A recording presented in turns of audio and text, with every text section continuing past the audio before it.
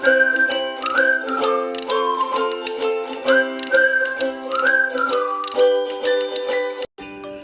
Friends, இன்றைக்கி ஒரு சிம்பிளான லஞ்ச் பாக்ஸ் ரெசிபி எப்படி செய்கிறதுன்னு பார்க்கலாம்.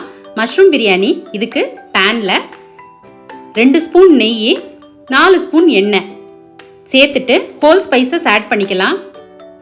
இலை, பட்டை, கிராம்பு, 2 ஏலக்காய், மராட்டி மூக்கு, அன்னாசிப்பூ இது எல்லாம் சேர்ந்து பொரிஞ்ச உடனே 2 வெங்காயம் நீளமாக கட் பண்ணி வச்சுருக்கேன், அதையும் சேர்த்து வதக்கலாம்.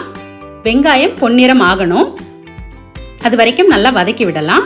கொஞ்சம் மீடியம் ஃப்ளேம்லேயே வச்சு வதக்கலாம். வெங்காயம் வதங்கினதும் 1 ஸ்பூன் இஞ்சி பூண்டு பேஸ்ட்டு ஆட் பண்ணிக்கலாம். இந்த இஞ்சி பூண்டு பேஸ்ட்டு இஞ்சி பூண்டு சம அளவில் கலந்துருக்கேன். இஞ்சி பூண்டு பேஸ்ட் வாசனை வந்ததும் 2 தக்காளி கட் பண்ணி வச்சுருக்கேன், இந்த தக்காளியை ஆட் பண்ணி வதக்கி விட்டுறலாம். தக்காளி நல்லா வதங்கினதும் 1/2 கைப்பிடி புதினா, 1/2 கைப்பிடி கொத்தமல்லி இது 2ஐயும் போட்டு வதக்கிடலாம்.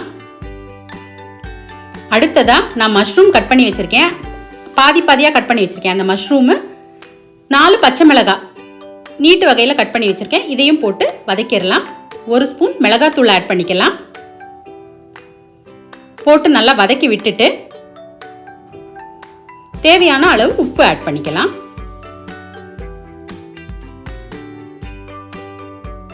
உப்பு நல்லா கலந்ததும் நான் தேங்காய் பால் எடுத்திருக்கேன்.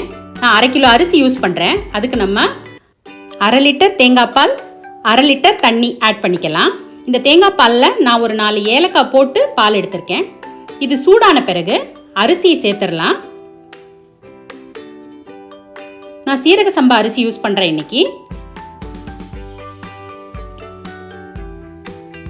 அரிசி சேர்த்து ஜென்டலாக மிக்ஸ் பண்ணி விட்டுட்டு மீடியம் ஃப்ளேமில் வச்சு மூடி வச்சிடலாம். நடுவில் ஒரு 2 வாட்டி கிளறி விடலாம். இப்போ பாருங்கள், 25 நிமிஷம் நான் மூடி வச்சேன்.